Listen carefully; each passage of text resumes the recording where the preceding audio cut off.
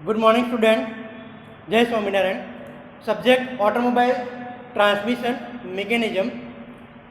आ सब्जेक्टनी अंदर आपणे लास्ट लेक्चरनी अंदर યુનિટ 2 ઓટોમોબાઈલ ક્લચ કમ્પ્લીટ કર્યું હતું।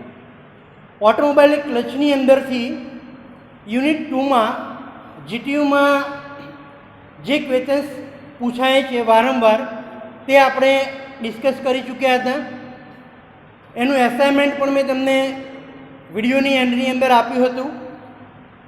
જે ક્વેશ્ચન્સ હતા 8 થી 10 તેટલા તમારે એ ચેપ્ટરની અંદર કવર થાય છે, તેટલા મોસ્ટ આઈએમપી ક્વેશ્ચન્સ છે। આજે આપણે આ લેક્ચરની અંદર સ્ટડી કરીશું યુનિટ 3 ગિયર બોક્સ। સૌથી પહેલાં એ સમજી લઈએ સ્ટુડન્ટ કે ગિયર બોક્સનું લોકેશન ક્યાં હોય છે, ક્યાં આગળ ગિયર બોક્સ ફિટ કરેલ હોય છે। ફર્સ્ટ ચેપ્ટરની અંદર સ્ટુડન્ટ આપણે સ્ટડી કરી ચૂક્યા basic layout of transmission system. We are already discussing about the basic transmission layout. તો એ ટ્રાન્સમિશન લેઆઉટ ફરીથી આપણે અહીંયા તમને એકવાર રિવાઇઝ કરાવું છું તો તમને બેઝિક આઈડિયા આવી જશે કે where is the fitted gear box in automobile vehicle. Automobile વ્હીકલમાં ગિયર બોક્સ ક્યાં આગળ ફિટ કરેલો હોય છે તે આપણે લેઆઉટની મદદથી સમજીએ। તો સૌથી પહેલાં હતું આપણે લેઆઉટની અંદર અહીંયાથી સ્ટાર્ટ કરીએ તો તે હતું એન્જિન।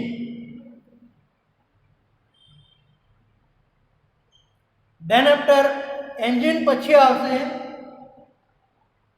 એન્જિનના ક્રેન્કશાફ્ટ એટલે કે આઉટપુટ શાફ્ટ ઉપર ફિટ કરેલો હોય છે ફ્લાયવ્હીલ। ફ્લાયવ્હીલ પછી આપણે ટ્રાન્સમિશન લેઆઉટની અંદર વાત કરીએ તો કોમ્પોનન્ટ હતો જે આપણે યુનિટ 2 ભણી ચૂક્યા સ્ટુડન્ટ, તે હતો ક્લચ। ક્લચના આઉટપુટ શાફ્ટ ઉપર એટલે કે એનો શાફ્ટ જાય છે આઉટપુટથી જાય છે આપણે ગિયર બોક્સ, જે આપણે આ ચેપ્ટરની અંદર ડિટેલ્સમાં જોવાનું છે gear box. Gear box is also known as about the transmission. Gear બોક્સને ટ્રાન્સમિશન પણ કહેવામાં આવે છે ઓટોમોબાઈલ ભાષાની અંદર। Clutch is fitted between the engine and gear box. Clutch જે આપણે ભણી ચૂક્યા તે ફિટ કરેલી હોય છે એન્જિન અને ગિયર બોક્સની વચ્ચે। ગિયર બોક્સ લગાવેલ હોય છે ક્લચની પાછળ એટલે ક્લચની તરત જ। ગિયર બોક્સમાંથી જે શાફ્ટ નીકળે છે સ્ટુડન્ટ તે જાય છે પ્રોપેલર શાફ્ટમાં અને પ્રોપેલર શાફ્ટ સાથે ડિફરન્શિયલ ફિટ કરેલું હોય છે। આને સ્ટુડન્ટ આપણે કહીશું પ્રોપેલર શાફ્ટ। તો gear box is fitted between the clutch and propeller shaft. Propeller shaft અને ક્લચની વચ્ચે ગિયર બોક્સનું લોકેશન હોય છે। તો આ વાત થઈ student location of the clutch. Gear બોક્સનું જે લોકેશન તમને સમજાવ્યું તે પ્રમાણે ક્લચ અને પ્રોપેલર શાફ્ટની વચ્ચે ગિયર બોક્સ ફિટ કરેલો હોય છે। ક્લિયર। હવે જે પ્રોપેલર શાફ્ટ ઉપર પાવર ટ્રાન્સમિટ થયો ટોર્ક અને પાવર તે ટ્રાન્સફર થશે ડિફરન્શિયલમાં અને ડિફરન્શિયલ સાથે શું લગાવેલું હશે સ્ટુડન્ટ તો કે રિયર એક્સલ અને રિયર એક્સલ સાથે રિયર વ્હીલ લગાવેલો હશે। ક્લિયર। તો આ બેઝિક ડાયાગ્રામ લેઆઉટ છે ટ્રાન્સમિશન સિસ્ટમનું। આ છે આપણી રિયર એક્સલ અને આ છે ડિફરન્શિયલ। ટ્રાન્સમિશન લેઆઉટ ડાયાગ્રામ તમે જે જોવો છો તે કઈ ટાઈપની ડ્રાઈવ છે સ્ટુડન્ટ? આપણે ટાઈપ્સ ઓફ ડ્રાઈવ ડિસ્કસ કરી ચૂક્યા ફર્સ્ટ ચેપ્ટરની અંદર। There is a mainly 4 types of drive are used in automobile vehicle. First of front wheel drive, front engine, rear wheel drive, rear engine, four wheel drive। આ પ્રકારની આપણે drive ભણી ચૂક્યા automobile basic transmission mechanism એટલે કે unit 1 ની અંદર। તો એ ચેપ્ટરની અંદર આપણે આ છે front engine rear wheel drive. કયો ટ્રાન્સમિશન લેઆઉટ છે? તો કે front engine rear wheel drive. તો એની અંદર આપણે ગિયર બોક્સ જોયું. તો gear box is fitted between the clutch and propeller shaft. તો આપણે એની વાત થઈ લોકેશનની, ગિયર બોક્સની. દેન આફ્ટર હવે સમજીએ function of gear box. Gear બોક્સનું કાર્ય શું હોય છે? What is the function of gear box in automobile vehicle? 2 માર્ક્સનો સ્ટુડન્ટ આ જીટીયુ ક્વેશ્ચન્સ આવે છે કે ગિયર બોક્સનું કાર્ય લખો. તો ગિયર બોક્સનું કાર્ય શું થશે? તો બેઝિકલી એનો પર્પઝ હોય છે સ્પીડ ઇન્ક્રીઝ અને ડિક્રીઝ કરવાનો. જ્યારે તમે વ્હીકલમાં આઇડલિંગ સ્પીડમાં તમે એન્જિન સ્ટાર્ટ કરો છો, તેના કરતાં વધારે સ્પીડ તમારે જોતી હોય તો તમે શું કરો છો? બેઝિકલી કે ક્લચ ઓપરેટ કરીએ છીએ આપણે, clutch lever, clutch pedal push કરીએ છીએ. જેના આફ્ટર આપણે ગિયર લીવરની મદદથી ગિયરને ચેન્જ કરીએ છીએ. ક્લિયર? તો એવી રીતના ગિયર ચેન્જ કરીએ એટલે વ્હીકલની સ્પીડમાં શું ફરક પડે છે? What is the difference in to change the gear? જ્યારે ગિયર ચેન્જ કરીએ ત્યારે વ્હીકલની સ્પીડમાં આપણે વેરિએશન લાવીએ છીએ. એટલે કે સેકન્ડ ગિયર હોય તો થર્ડ ગિયરમાં, થર્ડ ગિયર હોય તો સેકન્ડ ગિયરમાં. આવી રીતના એ ગિયર બોક્સનું મેઇન પર્પઝ હોય છે ટ્રાન્સમિશન સિસ્ટમમાં જે સ્પીડ અને ટોર્કનું જે વહન થતું હોય છે તેને ઇન્ક્રીઝ અને ડિક્રીઝ એટલે કે વધારવા અને ઘટાડવા માટે ગિયર બોક્સનો ઉપયોગ થતો હોય છે વ્હીકલમાં. તો આ બેઝિક પર્પઝ હતો ગિયર બોક્સનું. ફંક્શન્સ આપણે જોયું. દેન આપણે જોઈએ કે ગિયર બોક્સ ડિસ્કનેક્ટ કોના દ્વારા કરાય છે? ગિયર બોક્સમાં આપણે સ્પીડનું વધઘટ કરવું હોય, અહીંયા સ્પીડ વધઘટ કરવી હોય તો સૌથી પહેલાં એન્જિનનો જે પાવર અને ટોર્ક ગિયર બોક્સ ઉપર જે ટ્રાન્સફર થાય છે કોના દ્વારા? ક્લચ દ્વારા. તો સૌથી પહેલાં એ પાવર અને ટોર્કને આપણે કટ ઓફ કરવો પડે, એટલે કે એ પાવરને ડિસ્કનેક્ટ કરવો પડશે. તો which device is used for the disconnect the power from the engine to transmission? કયું ડિવાઇસ યુઝ થશે? તો તેને આપણે કહીશું ક્લચ. ક્લચની મદદથી પાવર એન્જિનનો ડિસ્કનેક્ટ કરી શકશું આપણે ગિયર બોક્સ ઉપરનો. એટલે ક્લચમાં આપણે એંગેજ અને ડિસએંગેજ સ્ટુડન્ટ 2 પોઝિશન બની ચૂક્યા. તો આ એંગેજ અને ડિસએંગેજ પોઝિશનથી આપણે પાવર કનેક્ટ અને ડિસ્કનેક્ટ કરી શકીશું એન્જિન અને ગિયર બોક્સનો. ક્લિયર? ક્લચને આપણે જ્યારે વ્હીકલ તમારું રનિંગ કન્ડિશનમાં હશે ત્યારે ક્લચ તમારી ફ્લાયવ્હીલ સાથે કેવી પોઝિશનમાં હશે? તો કે એંગેજ પોઝિશનમાં. જ્યારે તમારે ગિયર બોક્સમાં ગિયર રેશિયો ચેન્જ કરવો હોય એટલે કે સ્પીડમાં વધઘટ કરવી હોય ત્યારે ક્લચને આપણે શું કરવી પડશે? એન્જિનથી ડિસ્કનેક્ટ કરીશું. ધેટ મીન્સ કે કઈ પોઝિશન છે ક્લચની? તો કે એ છે ડિસએંગેજ પોઝિશન. ક્લિયર? તમે 2 વ્હીલરમાં ક્લચ લીવર પુશ કરો અને 4 વ્હીલરમાં ક્લચ ફૂટ પેડલ પુશ કરો ત્યારે તમારે ક્લચ એંગેજમાંથી ડિસએંગેજ પોઝિશનમાં આવશે. ત્યારે તમે ગિયર લીવરની મદદથી ઇઝીલી તમે ગિયર ચેન્જ કરી શકશો.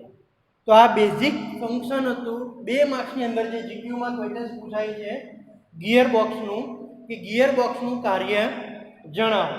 તો બેઝિક ફંક્શન છે ગિયર બોક્સનું કાર્ય જે તમારે 2 માર્ક્સની અંદર પૂછાતું હોય છે. બીજું એક સમજીએ કે તેનું મેઇન પર્પઝ શું હોય છે. What is the main purpose of gear box? તો તેનું મેઇન પર્પઝ છે કે એન્જિનમાંથી ઉત્પન્ન થતો પાવર અને ટોર્ક વધારવાનું કામ કરે છે gear box. To increase the torque of એન્જિનનો ટોર્ક વધારવાનું કામ કરે છે ગિયર બોક્સ. ઓકે? તેને આપણે ટ્રાન્સમિશન પણ કહેવામાં આવે છે. It is also known as transmission. Gear બોક્સને બીજા કયા નામથી ઓળખાય છે? તો કે ટ્રાન્સમિશન. ક્લિયર? હવે આપણે જોઈએ એનું basic working principal of gear box. કયા પ્રિન્સિપલ ઉપર ગિયર બોક્સ વર્ક કરે છે? તો એ સમજવા માટે આપણે સૌથી પહેલાં સમજશું કે વ્હીકલની મોશનમાં એટલે કે વ્હીકલની ગતિ ઉપર કયા કયા ટાઈપના રેઝિસ્ટન્સ લાગે છે. which resistance occur in motion of the vehicle. Vehicle ઉપર જ્યારે તમે વ્હીકલ ઓન રોડ ઉપર લઈને જતા હોય ત્યારે બેઝિક તમારા વ્હીકલ ઉપર એટલે કે સામેથી કે સાઈડમાંથી કે રિયર સાઈડથી અપ સાઈડથી બોટમ સાઈડથી તમારે કયા કયા ફોર્સીસ લાગે છે અને કયા કયા રેઝિસ્ટન્સ લાગે છે તે તમને પહેલાં આઈડિયા હોવા જોઈએ. તો સૌથી પહેલાં સમજશું resistance of the vehicle, vehicle ઉપર લાગતા અવરોધો. તો there is a mainly three types of resistance. રેઝિસ્ટન્સના મુખ્ય ત્રણ પ્રકાર છે જે જનરલી વાઇડલી ઓટોમોબાઈલ વ્હીકલ ઉપર લાગતા હોય છે. સ્ટુડન્ટ નોટ ડાઉન કરજો. રેઝિસ્ટન્સ ઓન વ્હીકલ, વ્હીકલ પર લાગતા અવરોધો. તો તેમાં ફર્સ્ટ જોઈએ તો rolling resistance,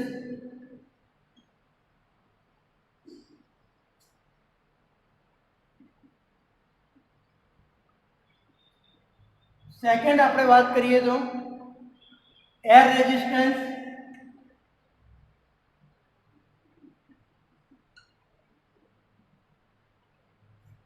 then after third નંબરનો રેઝિસ્ટન્સ છે ઢાળનો અવરોધ, ધેટ મીન્સ કે ગ્રેડિયન્ટ રેઝિસ્ટન્સ.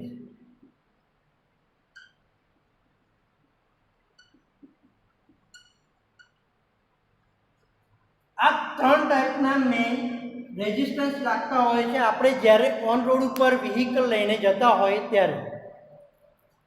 ગુજરાતીમાં સમજીએ તો રોલિંગ રેઝિસ્ટન્સ એટલે કે જે વ્હીલ તમારો રોલ થતું હોય છે ત્યારે જે રેઝિસ્ટન્સ લાગે તેને કહીશું આપણે રોલિંગ રેઝિસ્ટન્સ. એર રેઝિસ્ટન્સ એટલે કે હવાનો અવરોધ, સામેથી જે એર આવતી હોય રોડ ઉપર ત્યારે જે રેઝિસ્ટન્સ લાગશે તેને શું કહીશું આપણે એર રેઝિસ્ટન્સ. ત્રીજો જે છે ગ્રેડિયન્ટ રેઝિસ્ટન્સ એટલે કે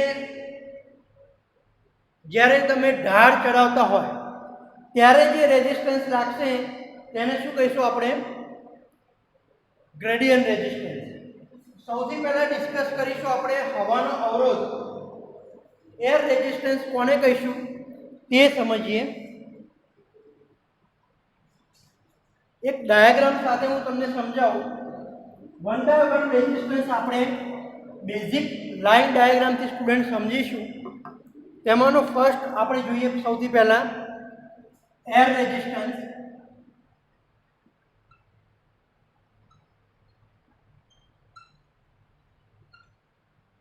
એટલે કે હવાનો અવરોધ. હવે તમને ખબર છે એર રેઝિસ્ટન્સ બે ફેક્ટર ઉપર ડિપેન્ડ કરશે. ગ્રાફ દ્વારા સમજીએ આપણે.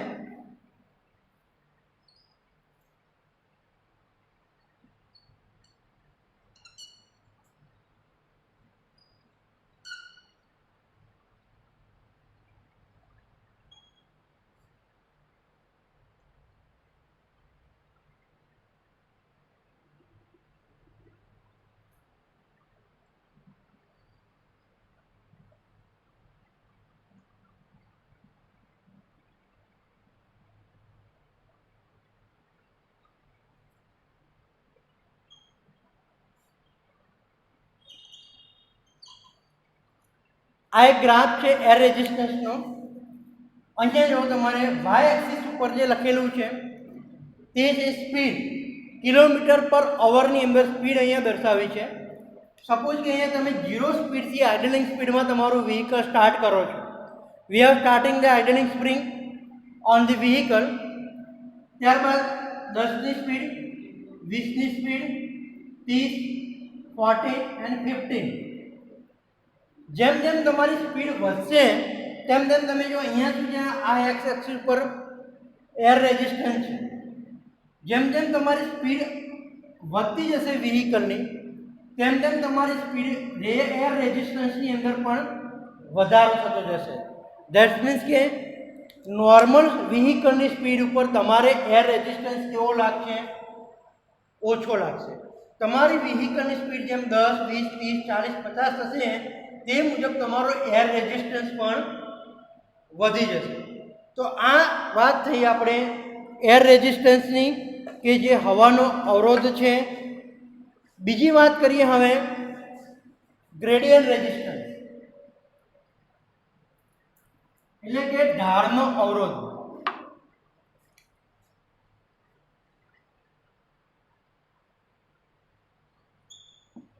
ગ્રેડિયન્ટ રેઝિસ્ટન્સ એ પણ એક ગ્રાફ દ્વારા સ્ટુડન્ટ સમજીએ. અહીંયા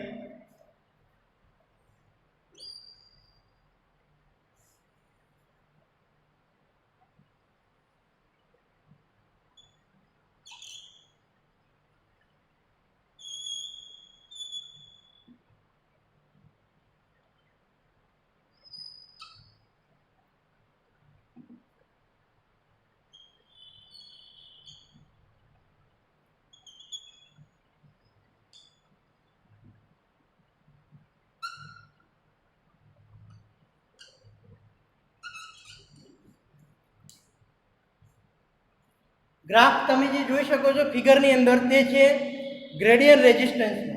ક્લિયર? હવે સમજી લો તમારે આવી રીતના એક રોડ છે વ્હીકલનો. ઓન ધી રોડ ઉપર તમારે કોઈ ધાર આવે છે, સ્લોપ આવે છે. તો સ્લોપ ઉપર તમે વ્હીકલ જેવું ચડાવશો ત્યારે તમારે શું થશે? તમારા આ સમજી લો બે વ્હીલ છે, ફ્રન્ટ વ્હીલ અને રિયર વ્હીલ. ક્લિયર? તો આ બે વ્હીલ એટલે કે રોડની સરફેસ અને વ્હીલની સરફેસ, આ બે સરફેસ વચ્ચે જે ફ્રિક્શન ક્રિએટ થશે, સામેથી જે રેઝિસ્ટન્સ લાગશે વ્હીલ ઉપર, તેના લીધે તમારું જે વ્હીકલ છે તે તમારે આ સાઈડ મૂવ થશે. તો આ જે રેઝિસ્ટન્સ ક્રિએટ થયો અહીંયા તેને આપણે કહીશું ઢાળનો અવરોધ એટલે કે ગ્રેડિયન્ટ રેઝિસ્ટન્સ. ક્લિયર?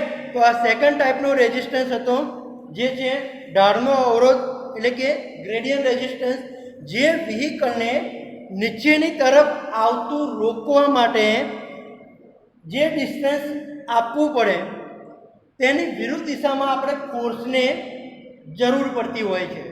આથી વ્હીકલનો પાવર કેટલો આપણે લોસીસ કરવો છે તેની ઉપર ડિપેન્ડ કરે છે આ સ્લોપ રેઝિસ્ટન્સ. ક્લિયર? તો જે સ્પીડની અંદર આ રેઝિસ્ટન્સથી શું થશે? શેની ઉપર ઇફેક્ટ થાય છે સ્ટુડન્ટ? તો કે સ્પીડ ઉપર. સ્પીડના વેરિએશનની અંદર આ રેઝિસ્ટન્સ અફેક્ટ કરે છે. ક્લિયર? જેટલું તમારે ગ્રેડિયન્ટ રેઝિસ્ટન્સ વધારે લાગશે એટલું તમારે સ્પીડમાં અવરોધ ઉત્પન્ન કરે છે, જેને આપણે ગ્રેડિયન્ટ રેઝિસ્ટન્સ કહીશું. ધેન આફ્ટર થર્ડ ટાઈપનો રેઝિસ્ટન્સ છે તે છે રોલિંગ રેઝિસ્ટન્સ.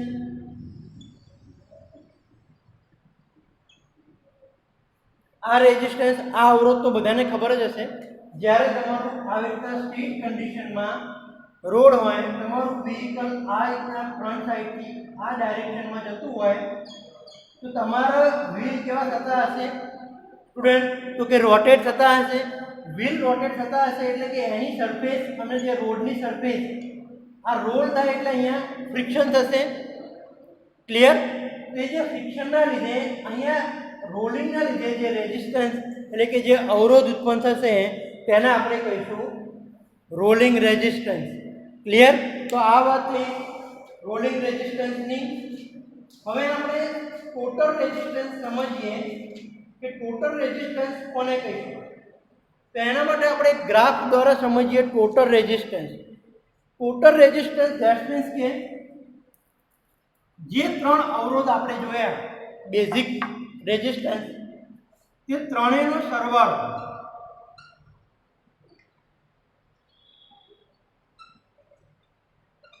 ધેટ મીન્સ કે total resistance is equal to શું થશે સ્ટુડન્ટ? સૌથી પહેલા કયો રેઝિસ્ટન્સ આપણે જોયો? તો કે એ છે એર રેઝિસ્ટન્સ. સેકન્ડ ટાઈપ કયો રેઝિસ્ટન્સ જોયો તો તે હતો rolling resistance. Than after third type આપણે કયો જોયો રેઝિસ્ટન્સ તો તે હતો આપણે ગ્રેડિયન્ટ રેઝિસ્ટન્સ. આ ત્રણેયનો જે ટોટલ રેઝિસ્ટન્સ થશે તેને આપણે શું કહીશું અહીંયા ટોટલ રેઝિસ્ટન્સ, એટલે કે વ્હીકલ ઉપર લાગતા ત્રણેય અવરોધોનો સરવાળો. ધેટ મીન્સ કે આપણે અહીંયા શું થશે ટોટલ રેઝિસ્ટન્સ. ક્લિયર? તો આવી રીતના આપણે એક વધુ સમજવા માટે ગ્રાફ દ્વારા બી આપણે સમજીએ ટોટલ રેઝિસ્ટન્સ કોને કહીશું આપણે તે.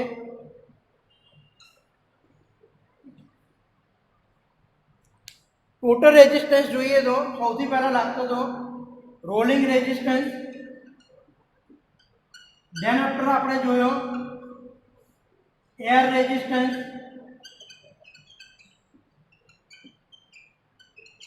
નેક્સ્ટ આપણે ઉપરની સાઈડ જે લાગતો હતો સ્લોપના કારણે તે હતો આપણો ગ્રેડિયન્ટ રેઝિસ્ટન્સ. તો આવી રીતના ટોટલ રેઝિસ્ટન્સ લાગતો હોય છે ત્રણેય ટાઈપનો. તો આજે આપણે આ લેક્ચરની અંદર બે ક્વેશ્ચન્સ મેન સમજ્યા, ફંક્શન ઓફ ગિયરબોક્સનું કાર્ય. ધેન આફ્ટર આપણે જોયું વ્હીકલ ઉપર લાગતા અવરોધો એટલે કે રેઝિસ્ટન્સ ઓન ધી વ્હીકલ. આ લેક્ચરની અંદર આપણે આટલું રાખીશું. જય સ્વામિનારાયણ.